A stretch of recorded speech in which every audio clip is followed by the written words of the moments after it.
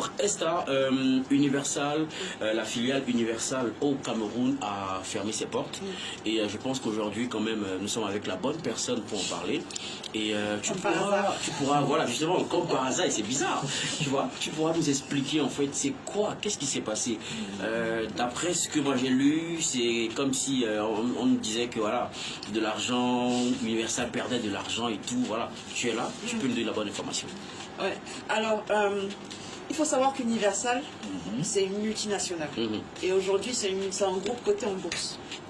Et malheureusement, la vraie information qu'il y a dans cette fermeture, c'est que la filiale Cameroun Universal ne générait pas d'argent. Ah, super. Et ça fait à peu près 1 an qu'elle ne tourne pas réellement. C'est-à-dire qu'il n'y a personne chez... techniquement, c'est entre guillemets une coquille vide. Ok. Sauf que l'utilité de la garder, étant donné qu'il n'y a pas de... Il n'y a rien, il n'y a aucune entrée, mais ils avaient des obligations fiscales et financières malgré tout, d'où l'existence de la filiale, et ça a un impact direct sur l'ensemble du groupe. Donc, plutôt que de garder une filiale qui a un chiffre négatif, vaut mieux la fermer. Et se concentrer ailleurs. Mais au-delà de ça, ça n'enlève en rien l'activité d'Universal au Cameroun parce qu'ils ont des contrats en cours. Donc ils ont des contrats avec des artistes qui sont signés là-bas, avec les labels qui sont signés là-bas, donc ça ne change rien à leur activité, ni à leurs investissements, mais c'est juste une fermeture, j'ai envie de dire, administrative, de façon justement à ce que le résultat négatif de la filiale n'ait pas un impact sur le reste du groupe en fait. D'accord. Après, il ne faut pas non plus penser que non, c'est un résultat négatif, c'est-à-dire que ça n'a pas fonctionné. Aujourd'hui, je pense qu'on va en parler un peu plus profondément après. Il faut savoir que le business model de la musique repose sur le streaming, sur les contrats brand. Bien sûr. Et aujourd'hui, les artistes camerounais ne streament pas. Ah, ça. J'ai envie de te dire ça.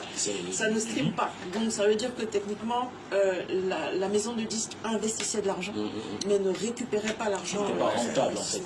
Voilà. Et dans une situation où justement il faut remonter les comptes à un groupe, c'est très difficile de continuer à maintenir comme ça une filiale qui a des chiffres négatifs. Donc c'est plus dans cette...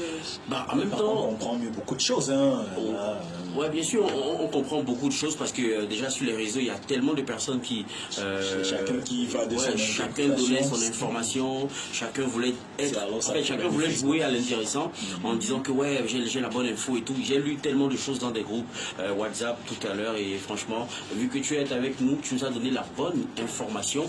Et moi en fait, je voudrais poser cette question. Bon, vu qu'Universal ferme boutique au Cameroun par exemple, on a des contrats qui sont là. Comment est-ce qu'on peut continuer à gérer des artistes? On peut continuer avec des contrats qui sont là, mais la maison n'existe plus au Cameroun. En fait, je pense que pour bien recentrer la question, sauf si tu l'as suffisamment bien compris, pour bien recentrer la question, je pense que ce qu'il veut demander, c'est, vu qu'il n'y a plus, entre guillemets, de filiales au Cameroun, ces artistes-là seront gérés comment maintenant, ces artistes qui sont sous contrat? Alors, il faut savoir que quand Universal signe son premier artiste camerounais, Universal Music Africa, Cameroun n'existe pas. D'accord. La filiale est arrivée 1 ou 2 ans après la signature de Logo ou Ténor. Donc, comment est-ce que Universal fonctionne? Ils sont à Abidjan et c'est beaucoup de remote. Ça veut dire que, et c'est peut-être aussi ce que les gens ne comprennent pas, c'est un échange entre une maison de disques et l'équipe de l'artiste ou le label qui gère sur place.